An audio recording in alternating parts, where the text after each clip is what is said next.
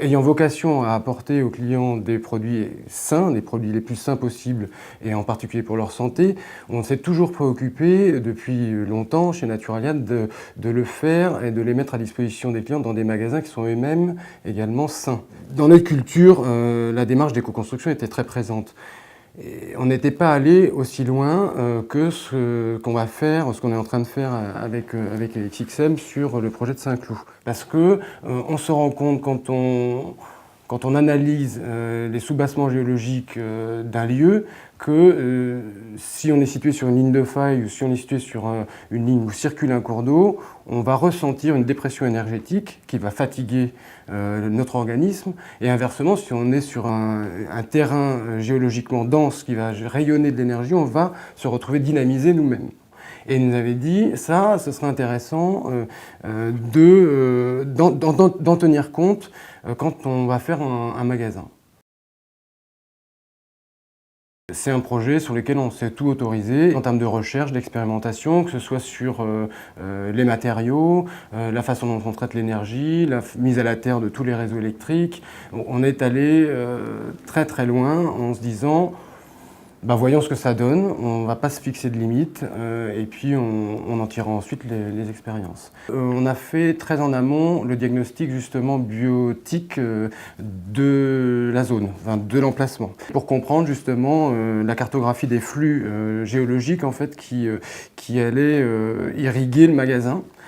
Pour comprendre donc là où étaient les endroits d'énergie forte et d'énergie faible, quel traitement on allait devoir faire sur la surface pour pouvoir corriger éventuellement une partie des problèmes qui seraient posés peut-être par ces rayonnements ou par ces lignes de faille.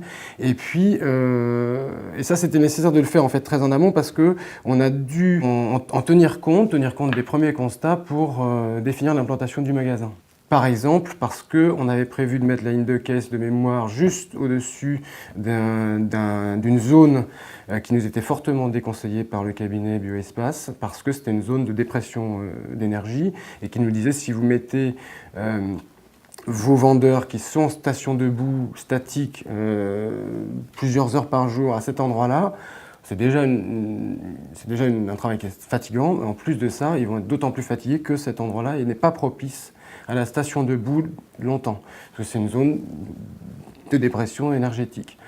Donc on a dû déplacer la ligne de caisse à un autre endroit du magasin, et derrière, évidemment, ça a impliqué un réexamen complet de l'implantation du magasin. Toujours sur la ligne de caisse, on s'est rendu compte que l'onduleur qui est d'habitude toujours logé dans le meuble de caisse, en fait, produit par son fonctionnement un champ électromagnétique qui est extrêmement puissant et qui a pour effet de fatiguer en fait le corps humain. Donc on a décidé, et ça c'est pendant le chantier qu'on l'a décidé lors des dernières mesures, pour cette fois-ci, c'est la première fois aussi, de sortir l'onduleur de la ligne de caisse. C'est des petites choses, mais en fait c'est des petites choses dont on pense qu'elles ont une incidence importante sur le bien-être de nos vendeurs en l'occurrence. En phase de chantier, ce qu'on constate sur le chantier, c'est que c'est un chantier qui est très propre, qui est plus propre et plus ordonné en tous les cas que d'habitude.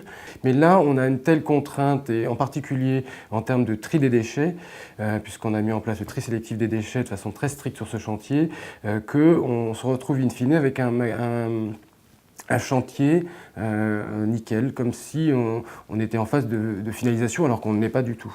La réflexion sur la nécessité de profiter le plus possible de l'éclairage naturel dans ce magasin, en fait, qui est un magasin qui par ailleurs était favorisé sur ce plan-là puisqu'il a beaucoup de baies vitrées, mais nous a conduit à se dire pour une fois, si on pouvait faire en sorte que nos professionnels, nos vendeurs, notre responsable de magasin puissent aussi bénéficier de la lumière du soleil et de la lumière du jour en fait dans les locaux sociaux, ce serait bien en fait.